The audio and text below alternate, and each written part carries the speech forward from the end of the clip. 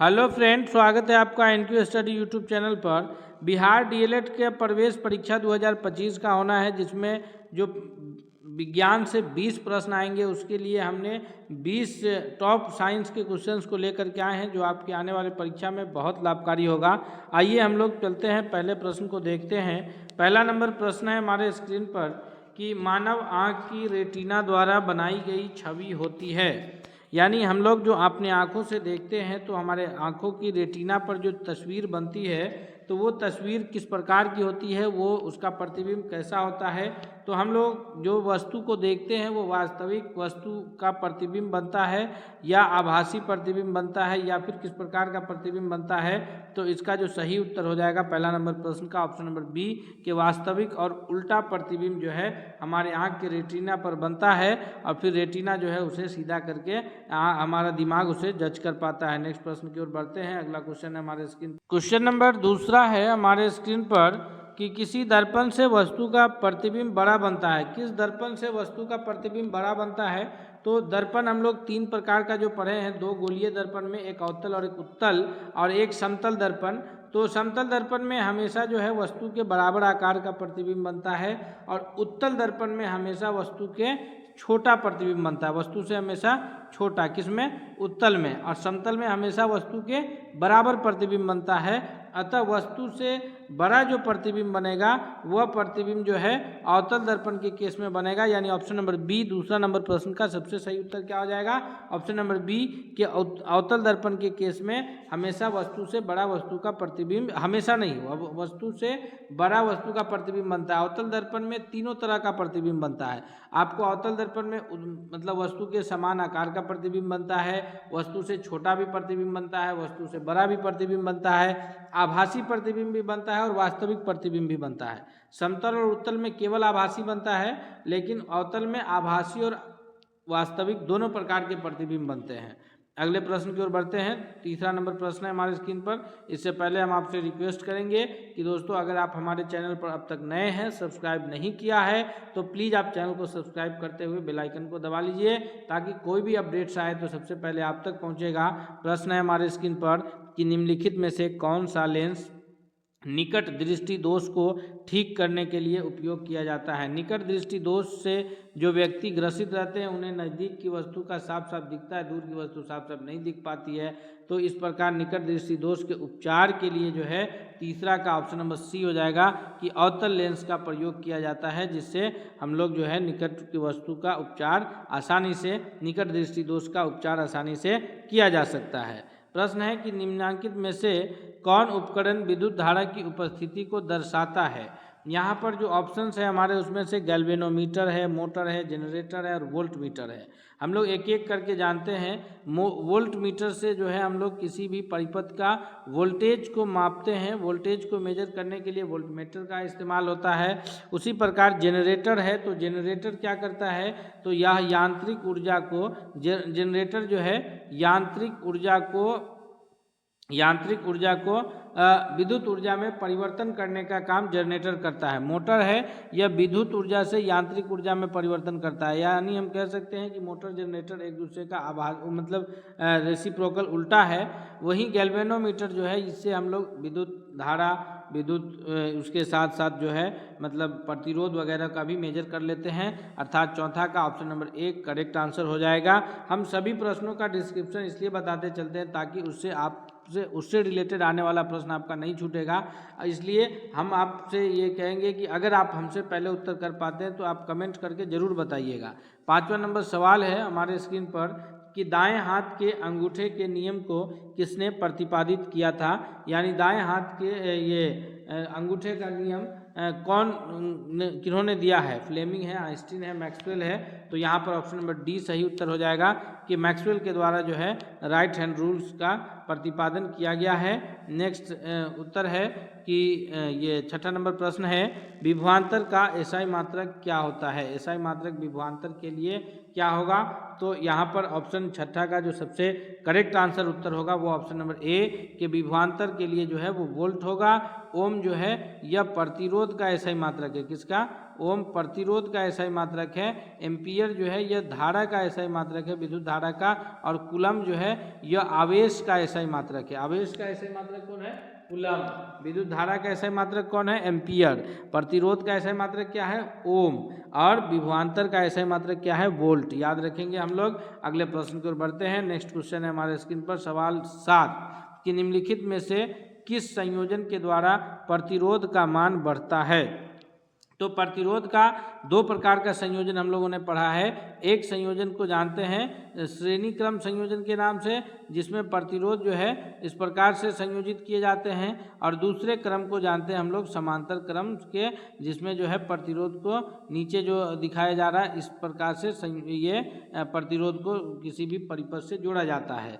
तो श्रेणी क्रम समांतर में याद होगा आपको कि R इज इक्वल टू क्या आता था? R1 प्लस R2, और समांतर क्रम में क्या आता है? R इज इक्वल टू आता है R1 R2 by R1 plus R2, R1 R2 बटा R1 प्लस R2 करके। तो इसलिए जो है हम ये कहेंगे यहाँ पर कि इसका सही उत्तर क्या हो जाएगा? ऑप्शन नंबर ए, कि श्रेणी क्रम में जब हम लोग जोड़ते हैं तब प्रतिरोध का मान बढ़ जाता है, क्योंकि श्रेणी क्रम में जितने प्रतिरोध जोड़े जाएंगे उस परिपथ का कुल प्रतिरोध, उसमें अगर तीन प्रतिरोध लगा है किसी परिपथ में या 2 प्रतिरोध, तो उन सभी प्रतिरोधों के योग के बराबर जो है उस परिपथ का प्रतिरोध हो जाएगा। इसलिए श्रेणी क्रम के संयोजन में क्या होता है कि प्रतिरोध की मतलब किसी भी परिपथ का प्रतिरोध बढ़ जाता है। अगले प्रश्न की ओर बढ़ते हैं। नेक्स्ट सवाल है हमारे स्क्रीन पर क्वेश्चन नंबर 8 के चुंबकीय बल की प्रकृति किस प्रकार होती है? तो चुंबकीय बल जब हम लोग किसी चुंबक को सवाल नंबर 8 है हमारे स्क्रीन पर कि चुंबकीय बल रेखा की प्रकृति किस प्रकार की होती है? तो अगर हम लोग चुंबक की बात करें तो चुंबक जो नॉर्थ और साउथ 2 अलग अलग ध्रुवों में होते हैं, इसमें से चुंबक का जो अपना क्षेत्र होता है ये चुंबकीय क्षेत्र के रूप में जाना जाता है, और यह एक काल्पनिक रेखा के रूप में हम लोग जानते हैं। ऑप्शन नंबर इसका ए करेक्ट आंसर होगा। नेक्स्ट उत्तर की ओर प्रश्न की ओर बढ़ते हैं हम लोग। क्वेश्चन नंबर 9 है कि 1 किलोवाट घंटा किसके बराबर होता है? जी हाँ दोस्तों, 1 किलोवाट घंटा जो है यह बराबर होगा कितना जूल के? यहाँ पर बराबर होगा 1000 वाट। जब 1 घंटा तक खपत होगा तो 1 किलोवाट घंटा के रूप में वह जाना जाएगा। और इस प्रकार हम ये इसका उत्तर जो सही उत्तर के रूप में करेंगे कि 3.6 इंटू 10⁶ जूल। 1 किलोवाट घंटा कितना होता है? 3.6 गुने 10⁻6 जूल के बराबर होता है। अगला प्रश्न है हमारे स्क्रीन पर कि नवीकरणीय ऊर्जा का स्रोत क्या है? जी, इसमें से नवीकरणीय ऊर्जा का स्रोत कौन सा है? नाभिकीय ऊर्जा है, सौर ऊर्जा है, कोयला से प्राप्त ऊर्जा है, और प्राकृतिक गैस से प्राप्त ऊर्जा है। तो इस 10वां नंबर प्रश्न का जो सबसे करेक्ट आंसर के रूप में उत्तर जाना जाएगा वह होगा कि नाभिकीय ऊर्जा सौर ऊर्जा है। ऑप्शन नंबर नवीकरणीय ऊर्जा यहाँ पूछा जा रहा है। नवीकरणीय ऊर्जा जो है ये सौर ऊर्जा के रूप में जाना जाएगा, यानी इस ऊर्जा की प्राप्ति हमें पुनः प्राकृतिक ढंग से हो सकती है। बाकी ऊर्जा जब एक बार खत्म हो गया, जैसे कोयला है, एक बार जब खत्म हो गया तो फिर उसकी प्राप्ति हमें प्राकृतिक ढंग से इतनी आसानी से नहीं हो पाएगी। सवाल अगला है 11 कि कौन सा लेंस अपसारी लेंस भी कहा जाता है? इनमें से किस लेंस को अपसारी लेंस के रूप में जानते हैं? अवतल लेंस, उत्तल लेंस, अवतल एवं उत्तल दोनों लेंस। तो इसका जो सही जवाब हो जाएगा 11वां नंबर प्रश्न का वह होगा ऑप्शन नंबर डी, कि इनमें से किसी 11वां नंबर प्रश्न का ऑप्शन नंबर ए, कि अवतल लेंस को जो है अपसारी लेंस के रूप में जानते हैं। अपसारी लेंस यानी जहाँ से जिससे प्रकाश की किरण, जैसे अगर कोई लेंस है और वहाँ से प्रकाश स्कैटर होकर के एक जगह पे इकट्ठा हो रहा है तो वह अभिसारी के रूप में जाना जाएगा। वहीं इस प्रकार का अगर कोई लेंस है जहाँ से प्रकाश चारों दिशा में फैल रहा है तो वह अपसारी लेंस के रूप में जाना जाएगा। तो अब ऑप्शन नंबर ए यानी अवतल लेंस जो है वह अपसारी लेंस भी कहा जाता है, ये सही जवाब होगा। अगला प्रश्न है हमारे स्क्रीन पर क्वेश्चन नंबर 12 कि प्रकाश का प्राथमिक वर्ण कौन सा है? जी हाँ, प्रकाश का प्राथमिक वर्ण यानी प्राथमिक रंग इनमें से कौन सा है? तो प्रकाश की किरण याद रखिए 7 रंगों का मिश्रण है। भीप गियोर के नाम से हम लोग जानते हैं। Violet, indigo, blue, green, yellow, orange और रेड, जिसे हिंदी में बैजनी आह पीनाला यानी बैगनी, आसमानी, बैजनी, जामुनी, फिर उसके बाद ग्रीन, हरा, फिर पीला, फिर ये नारंगी और फिर लाल। तो VIBGYOR, violet, indigo, blue, green, yellow, orange और रेड, ये 7 रंगों का मिश्रण होता है। लेकिन इनमें से जो 3 प्राथमिक वर्ण है वो है लाल, नीला और हरा। ऑप्शन नंबर डी सही उत्तर हो जाएगा कि ये सभी जो है प्रकाश के प्राथमिक वर्ण हैं और इनमें से ये 7 रंगों का मिश्रण है, जिसमें लाल रंग का जो तरंगदैर्घ्य होता है वो सबसे अधिक होता है और उसका लाल रंग के किरण का विचलन सबसे कम होता है। यही कारण है कि सूर्योदय और सूर्यास्त के समय जो है सूर्य हमें पहले ही दिखाई पड़ जाता है, या सूर्योदय और सूर्यास्त के समय लाल रंग का सूर्य जो है, मतलब सूर्य की स्थिति जब आप सुबह सुबह देखिएगा सूर्योदय के समय, तो उस वक्त सूर्य पूरी तरह से लाल दिखता है। क्यों?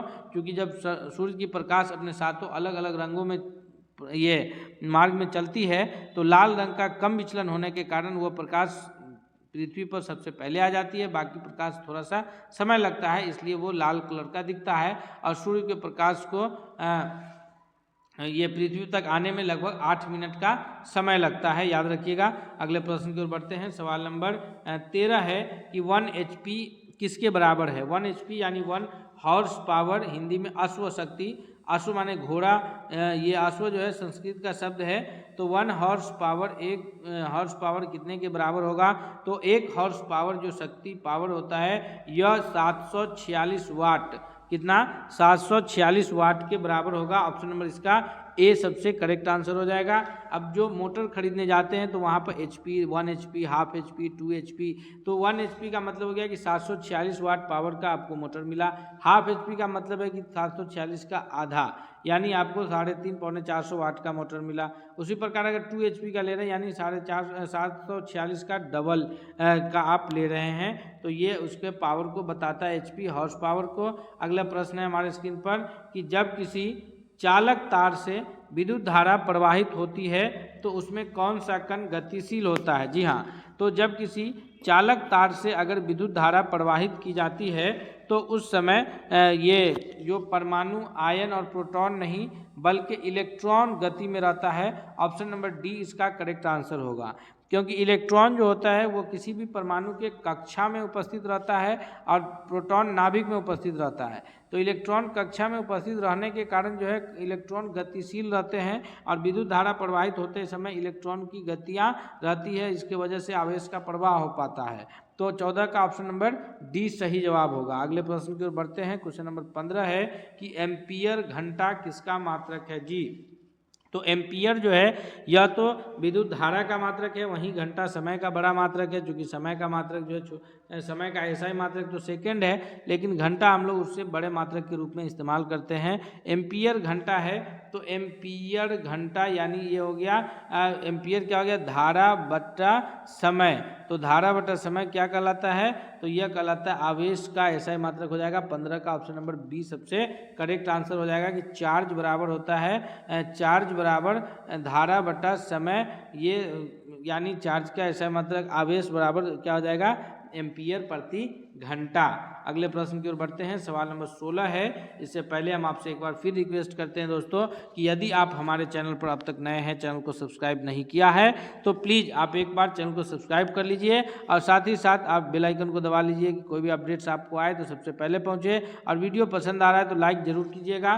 क्वेश्चन नंबर 16 है कि निम्नलिखित में से कौन सा मात्रक वाट के बराबर है? वाट के बराबर मात्रक कौन सा है? जी हाँ, जूल प्रति सेकेंड या जूल गुने समय या समय प्रति जूल। तो इसका 16वां का जो सबसे सही उत्तर होगा ऑप्शन नंबर ए कि जूल प्रति सेकेंड जो है यह वाट के बराबर होता है। अगले प्रश्न की ओर बढ़ते हैं। सवाल नंबर 17 है कि ग्लोबल वार्मिंग के लिए उत्तरदायी गैस कौन सा है? पृथ्वी का जो तापमान बढ़ रहा है ग्लोबल वार्मिंग की वजह से, तो इसके लिए उत्तरदायी प्रमुख गैस कौन है? तो ग्लोबल वार्मिंग के लिए जो सबसे ज़्यादा उत्तरदायी है वो option number C carbon dioxide gas है।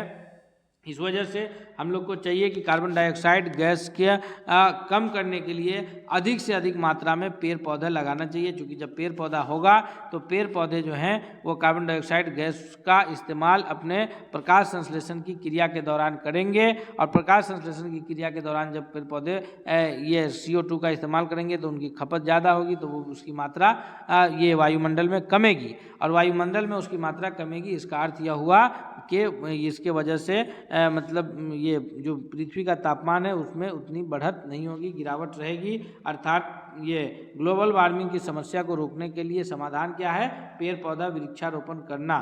नेक्स्ट प्रश्न की ओर बढ़ते हैं। सवाल नंबर 18 है कि शरीर में भोजन का पाचन यह किस प्रकार की रासायनिक अभिक्रिया है? तो शरीर में जो भोजन का पाचन है यह एक अपचयन यानी ऑक्सीडेशन रिएक्शन अभिक्रिया है। तो यह उपचयन अभिक्रिया के रूप में जाना जाएगा, ऑक्सीडेशन रिएक्शन है। ऑप्शन नंबर ए इसका सबसे करेक्ट आंसर होगा। सवाल नंबर 19 है कि चूना जल का रासायनिक सूत्र कौन सा है? जी हाँ, चूना जल का जो रासायनिक सूत्र है वह कौन सा है? चूना जल का रासायनिक सूत्र है CaOH2। ऑप्शन नंबर डी इसका सबसे सही जवाब है। सवाल नंबर 20 है कि कोई विलयन लाल लिटमस को नीला कर देता है तो उसका pH मान क्या होगा? जी हाँ, तो अगर कोई विलयन लाल लिटमस को नीला कर देता है इसका अर्थ यह है कि वह विलयन क्षारीय है। इसका अर्थ क्या हुआ?